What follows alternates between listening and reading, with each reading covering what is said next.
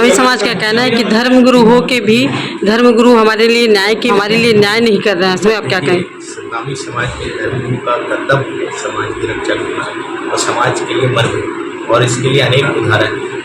हमारे जितने भी गुरु हमारे परिवार के हैं हमेशा समाज के लिए निछावर हुए और आज भी हम भी लगातार कार्य कर रहे हैं। पिछले 40 से 45 साल से हमारे पिताजी राजा धर्मगुरु बालदास साहब जी जब समाज के ऊपर अन्याय हुए तब उन्होंने सामने आए। इसके अनेक उदाहरण आपको बताना चाहूँगा। शिमला में करो मरो तक का आंदोलन गुरु बालदास साहब जी ने किया था। जब सेठ खाम को काट दिया गया था, खंडित कर दिया गया था, तो उन्होंने करो मरो का आंदोलन किया था और उस दिन दिवाली का त्यौहार था तो उन्होंने समाज को ये संदेश दिया था जिसकी जीत होगी उसके घर में दिया जलेगा। तो अपनी जान की बाजी लगाकर धर्म की रक्षा, समाज की रक्षा करने के लिए हम हमेशा प्रतिबद्ध रहते हैं धर्मगुरु। और आज भी हम सतनामी समाज को और हमारे समाज को खुद को न्याय दिलाने के लिए प्रतिबद्ध हैं और लगातार कार्य कर रहे हैं। और इसमें आप देख ही रहे हैं कि लगातार हमारी चर्चाएं लोगों से भी चल रही है और इस विषय में अभी जगह जगह मीटिंग भी चल रही है कि समाज को संगठित करें और समाज में एकता स्थापित करके हम समाज को न्याय दिलाएं। इसके लिए प्रयास लगातार चल रहे हैं। और बड़ी बात यह है कि सतनामी समाज के साथ आज विष्णुदेव साई जी की सुशासन की सरकार भी उसके साथ है,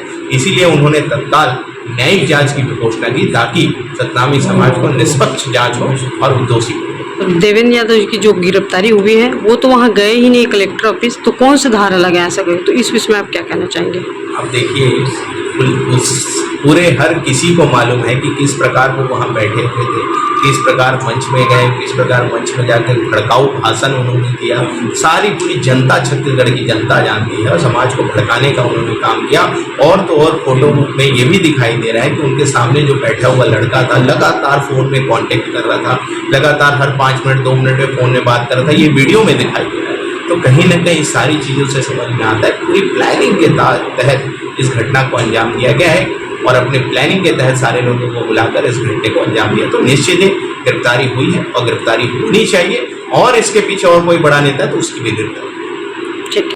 हर किसी का फीडबैक आ रहा है, हर कोई बोल रहा है कहीं ना कहीं उन्होंने समाज को भड़काने का काम किया है। समाज जब शांतिपूर्ण आंदोलन कर रहा था और न्यायिक जांच की घोषणा हो गई थी तो हमारे जो समाज के प्रमुख जन थे उनका ये कहना था, उनको बताया जा रहा था कि समाज से कोई इस बात का घोषणा करना चाह रहे थे कि न्यायिक जांच की घोषणा हो गई और निश्चित ही हमें आने वाले समय में न्याय मिलेगा।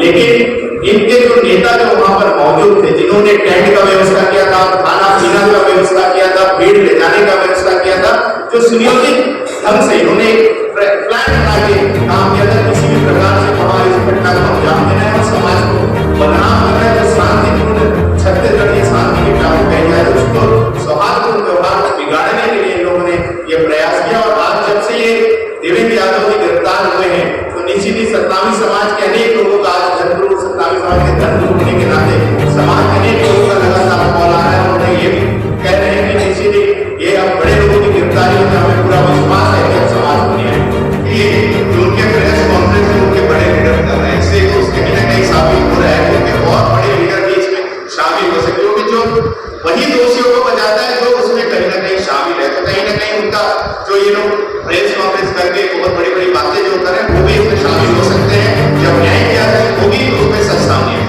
वो बताएं कौन भाजपा के नेता थे और कौन थे, इन्होंने क्या गलत किया वो दिखाए। पुलिस उसमें निष्पक्ष जांच करेगी और निष्पक्ष जांच करते उन्हें कहीं ना कहीं देवेंद्र यादव को दोषी पाया है, तभी आज उन्होंने उनको गिरफ्तार किया है।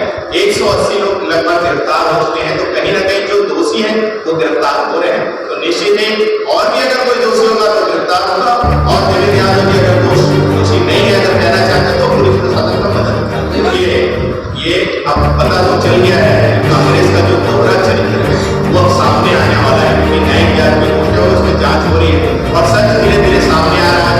एक नेता की गिरफ्तारी हुई है और भी नेता की जब वो न्यायिक जांच में जब सामने आती जाएगी तो उसकी गिरफ्तारी होगी। तो ये सब चीजें अपने आप को बचाने के लिए इस टाइप का ढोंग रचने का प्रयास कर रहे हैं। किसी प्रकार का किसी कोई दबाव नहीं डाला जा रहा है, निष्पक्ष उसमें जांच हो रही है और जो दोषी है उसकी गिरफ्तारी हो रही है।